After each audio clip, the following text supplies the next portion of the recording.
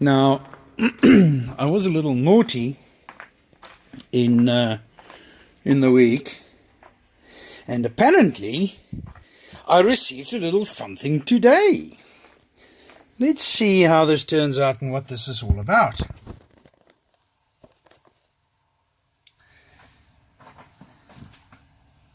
As we can see,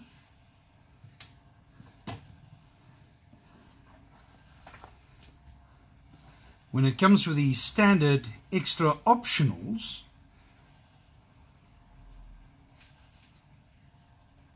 I think that looks pretty mean.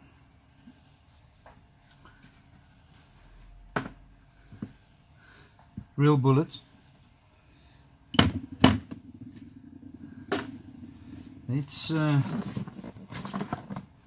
find something to open the box with.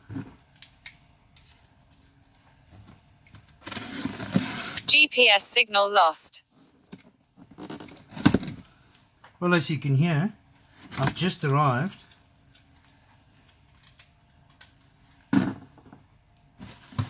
Let's see, what is this guy's in here?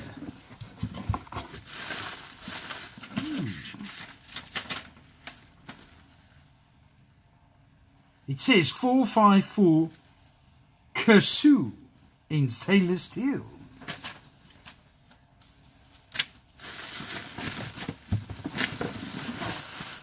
Now let's see what this is all about. Now, as you know, I'm a big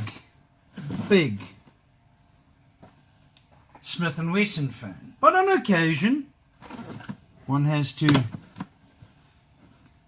dip into a little sin. That's the usual.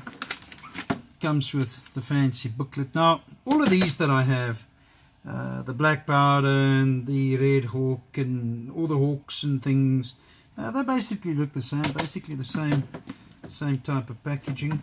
Very neat though, I have to say. Very neat. I would have preferred an optional carry case, maybe, on occasion. But in any event, so same standard paperwork. The usual lock, which never makes any sense to me, unless I simply don't know how to work it. Because it can't go through the barrel. You can't put it through the cylinder. If you it's stupid to try and put it through the trigger, but anyway, it's always nice and handy. It works very well with rifles, of course, because you take the bolt out, and a good tip is always get a small little safe wherever you are. Get yourself a small safe and keep all your rifle bolts in one safe, and then put this kind of thing through the original breech section, and then it just keeps it much safer. And so should someone steal either one of the two, it's pretty useless. But anyway, oh yes, a nifty set of rings. This is what you don't get with Smith & Wesson. It's all optionals. Here it's inclusive. Now let's take a look at this mean machine.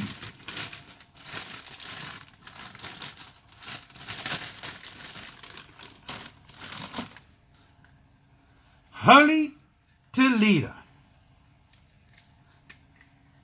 Oh, there we go. There's the cover base plate. It's obviously empty. Let's get a feeling for it. Not bad out the box.